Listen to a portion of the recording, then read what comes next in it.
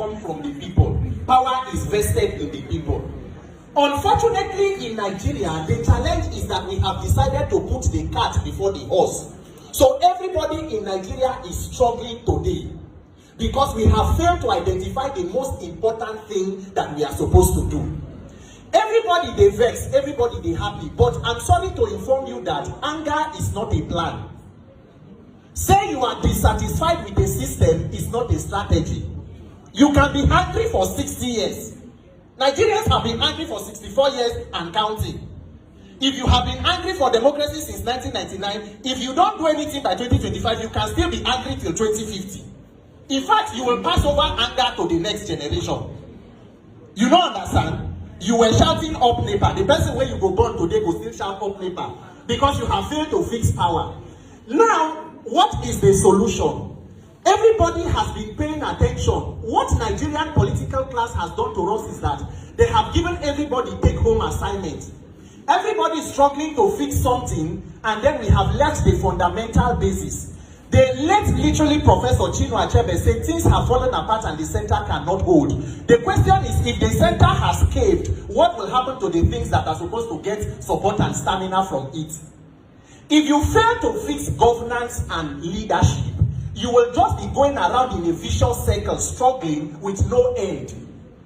Everybody complains. Let me give you two examples: insecurity and economy. Why will insecurity not end in Nigeria? The more money you put in, the more the insecurity they increase. As we are talking today, the Nigerian army is in active duty across the 36 states, including the FCT. There are more than 50,000 internally displaced persons in Nigeria in the FCT alone. But remember the words of a former Minister for Defense, General T.Y. Danjuma. He stood in the open somewhere in Taraba and said, the armed forces, they collude. They collude. Have you heard statements of former military men who fought Boko Haram?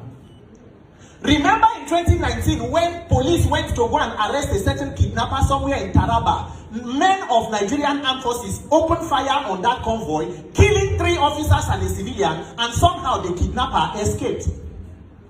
So how will insecurity end? Who is benefiting from insecurity? What of economy? We saw statistics. Economy will not grow because more than 60% of your budget is outrightly stolen. You are not investing in critical sectors of production. You are not diversifying your economy. It is not about ending subsidy regime. The question is, have you ended the corruption in the subsidy regime? If you take away corruption, you can pay subsidy. Subsidy is paid in different forms in different countries. The problem is that what we call governance in Nigeria is organized criminality. So Nigerians are busy struggling to change things that are out of touch. But when you now talk about INEC and electoral reform, people think that it is a mirage. But let me tell you, that is the only solution. Because guess what? You are talking about inflation, insecurity, economy. The persons who put you in that situation are already planning to come back in 2027. So if you fail to hold them accountable in 2027, so you wait for another 4 years till 2031. Maybe the person who will come after them go easy pass for 2031. Nigerians, the solution to the Nigerian problem is getting a system of accountability. The problem of Nigeria is not just that you and I have refused to be participating in democracy.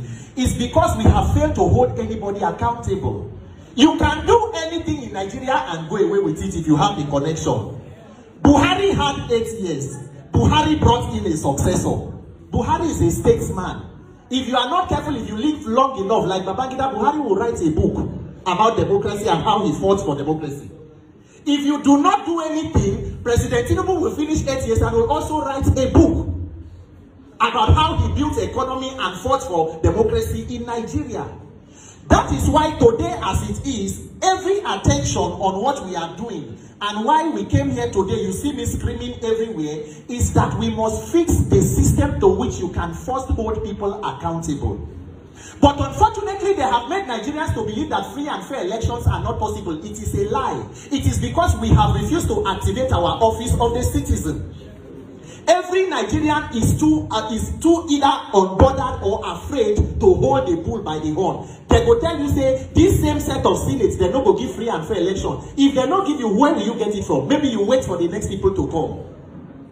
The issue of electoral reform becomes even more dire for us because as it is today, if you allow the consolidation of the criminality that took place in 2023 as an election in 2027, you can foreclose Nigeria as a democracy.